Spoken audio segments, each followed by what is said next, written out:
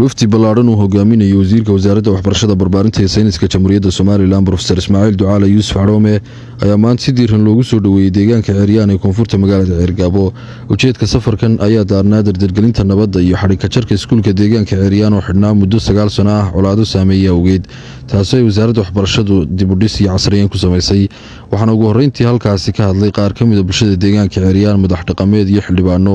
iyagoo wasiirka iyo wafdigiisa uga mahadceliyay booqashada ay ugu yimaadeen.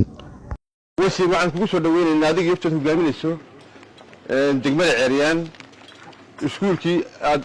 Ceeriyaan ee aad adigu dhistay iskuulkaas 9 sano sida uu sheegay Agaasime Axmed 9 sano xidhnaa naafiyeen calaado iyo duruufada ka soo maray 9 sano kadib walxamdulillah rabbil caalamiin maanta iskuulkii Ceeriyaan oo adigu gacantaada ku dhistay ila taaka timaado xal ka jirto adiga isduwaha iyo wasaaradda waxbarashadu goobtan aynu joogno waxa weeye magaalada Ceeriyaan waxaanu ku soo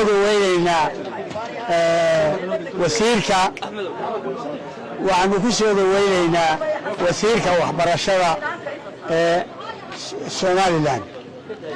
iyo madaxda kale ee la socota ogaal ha ahaadeen waayeel kale ha ahaadeen ayaanu ku soo dhaweynaynaa sidaa loo soo dhaweysay weydii ka mahad celinaynaa ilaa baa mahadle weydii ka mahad celinaynaa mahadabadeed halka kan wax looga mahad celiyay wasiirka oo qabtay hawshan uu lahaa waa looga mahad celiyay haddana saddex qodob baa laga hadlay majority markaan hadalka dhageysanayay saddexdana waa ku ognaay meesha saddexdana waa ku ognaay waxa weeye biyaha waxa weeye caafimaadka waxa weeye booliska saddexduba waa saddex dawlad ah saddexda iyo baahiyaha kaleba wixii aynu u qaylo tageysaan xildhibaan wasiir agaasimayaal cid kastaba wixii ay qusayso ha loo qaylo tago. runtii waxa farxad maanta inoo ah inaynu halkan aynu maanta joogno dib loogu habeeyay iskuulkii Ceeriyaan oo runtii anigu marar badan aan isagoo qabyaha hoos qafka ka qaadan yahay runtiina aan ku dadaalayay inaan mar wax u helo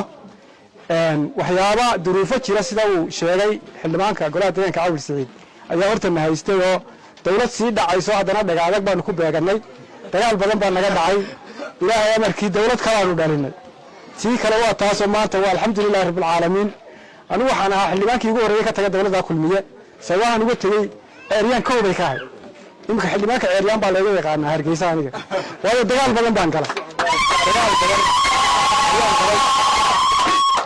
iskuulka laftiisa gudoomiyaha waxbarashada de Axmed intaan dawladdan iyo marar badan baan ka wada hadalnay isaga laftiisu uu dadaalay uu diyaariyay laakiin de cid xagga ka soo kaxaysa baa la waayay dawladdii baa xagga kaga dhagaadkaatay alxamdulillah rabbil caalamiin maanta wasiir deegaankiina xaq darana aan Ceeriyaan siinay laakiin xaqeeda siinaya ayaa maanta inoo yimid waxa weeye Ceeriyaan xaq darana doonayeen laakiin in xaqeeda la siiyo ayaa de muhiim ah. ugu dambeyntiina waxaa halkaasi ka hadlay wasiirka wasaaradda waxbarashada barbaarinta iyo sayniska jamhuuriyadda Somaliland Professor Ismaaciil Ducaale Yuusuf Caroome oo ka warbixiyay ujeedka safarkiisa. Waxaan mahad celinaynaa meel fiican wanaagsan oo aad u fiican ay maraysaa dhawaanna insha Allah isla asbuucana waa soo gabagabayn doonaa insha Allah madaxweynaha way iman doonaa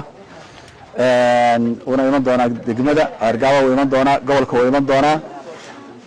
si uu soo gabagabeeyo oo u soo xidho shirka nabadeed ama arrimaha nabadda ee gobolka u joognay arrimaha nabadda waxa kamid ah inaanu ognahay oo deegaanka lagu kala maqan yahay oo deegaanka duubta lagu kala maqan yahay oo deegaanka kale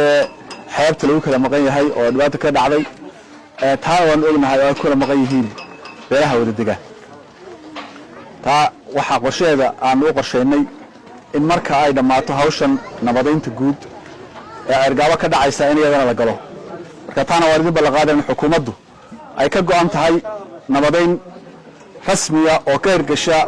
meel kasta oo dhibaato ka jirto Somaliland meel kasta wax ka jiraan geyga Somaliland in nabadgelyo lagu xalliyo